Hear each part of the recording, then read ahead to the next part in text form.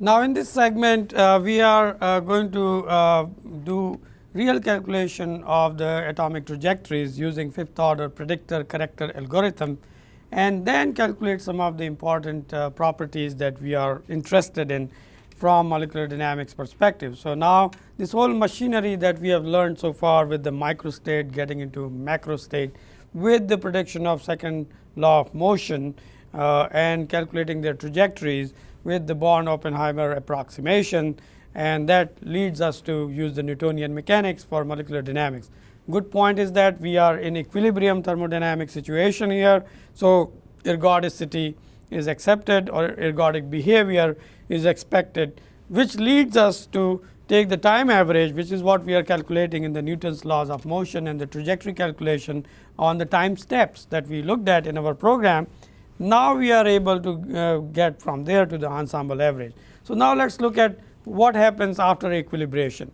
So, once the equilibration is done, now we record the data for the real system. Again, we go to the predictor step, predict new positions, then evaluate potential energy and forces. So, now we know what new positions have led to, and then from that we also calculate the evaluated position and the predicted position. The difference between them is correction. Correction is applied to the new position. So, now we have a smooth trajectory, and now we apply a periodic boundary condition as we did, and update neighbor list every, let us say, 20 time steps.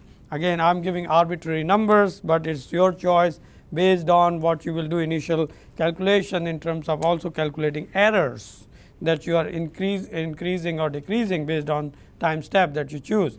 So, now here if you look at neighbor list is at 20 time step, sample properties are looked at every 10 time steps, or say positions also every 20 time step, because I am also creating neighbor list on every 20 time step.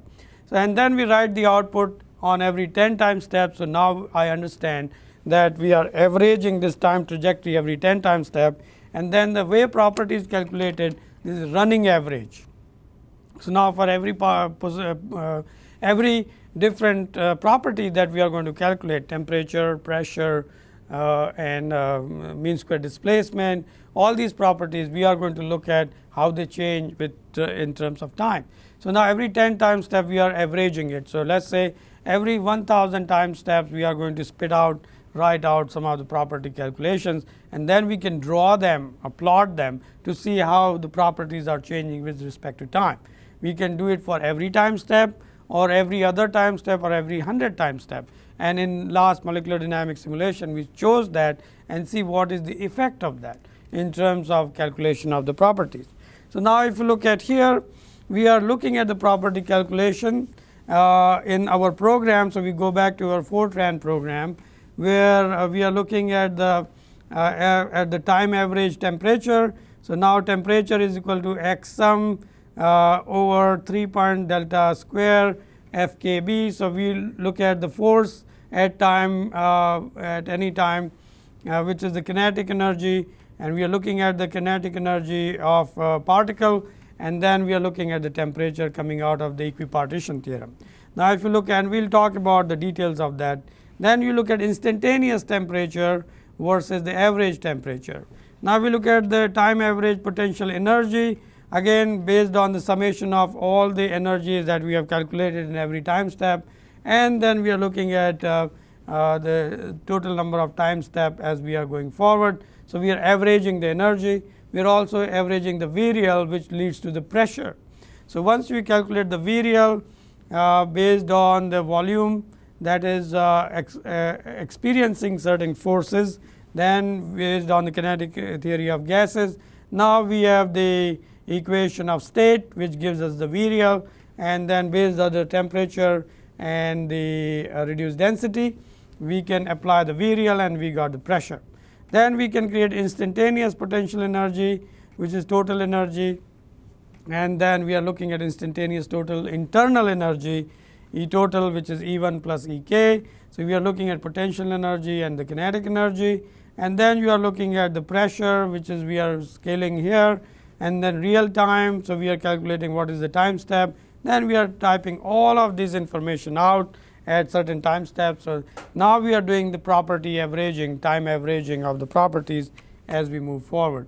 So, typically if you look at MD simulation result, it will look like the program that I have showed you, which is coming out of some of the work done by J.M. Hale, and is sometimes called Hale code, and is being used by a lot of people to learn about molecular dynamic simulation. So, with that this is the typical output. You look at the molecular dynamics for 108 Lennard-Jones atoms. Then we are looking at epsilon. So, these are all the initial parameters that we put in. So, you know exactly what are the initial parameters that we are running our simulation at. So, with that understanding, now we go to the equilibrium state. You saw that earlier.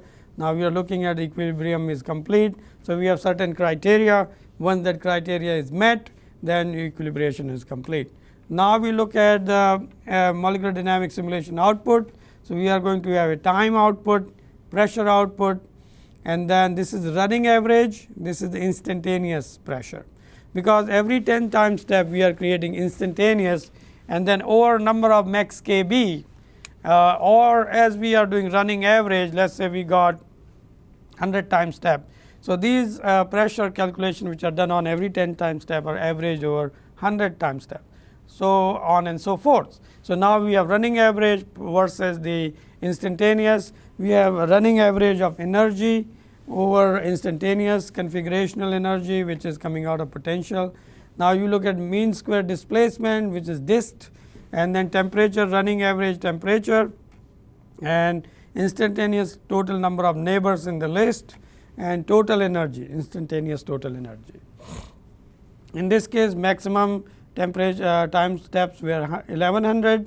We skipped every 10 step and save every 10th step. So, what you are looking here is the data that is coming out of it. Now, we are not plotting anything right now. We are just looking at the raw data, and raw data can also tell you a lot of things. If you look at this table on your slide, now you look at the Kb starting with all these different time steps after the equilibration has done. Now, you are looking at the time, which is multiplied by Kb. So, you look at the time step. Now, you look at the pressure, and if you look at the pressure is becoming sort of constant. Now, you look at this is the average. So, average is getting constant, but if you look at instantaneous is fluctuating. You are looking at average energy, and energy is right now it is trying to, the total energy is getting down and down at minus 3.036. So, it is reaching at certain place. Now, if you look at E1 is the instantaneous energy, mean square displacement is almost constant. So, you can still say that it is in the solid phase. Temperature is 1.5. Again, if you multiply that by 12, so you look at it is about 18 degrees Kelvin. So, it is very low temperature because we know the conversion here. This is the reduced temperature. So, you are looking at instantaneous temperature here, and that is what is looking at, and then E total. So, if you look at the total energy, which is summation of kinetic and potential, now you should see that this is becoming almost constant. This is being the constant which is kept in this particular potential function.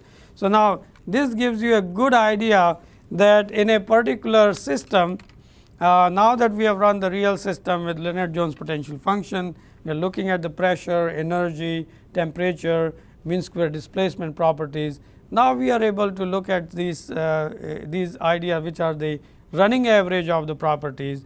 Now, we can calculate more advanced properties from it, which we will look into, like G of R, which is a structural property, which is radial distribution function.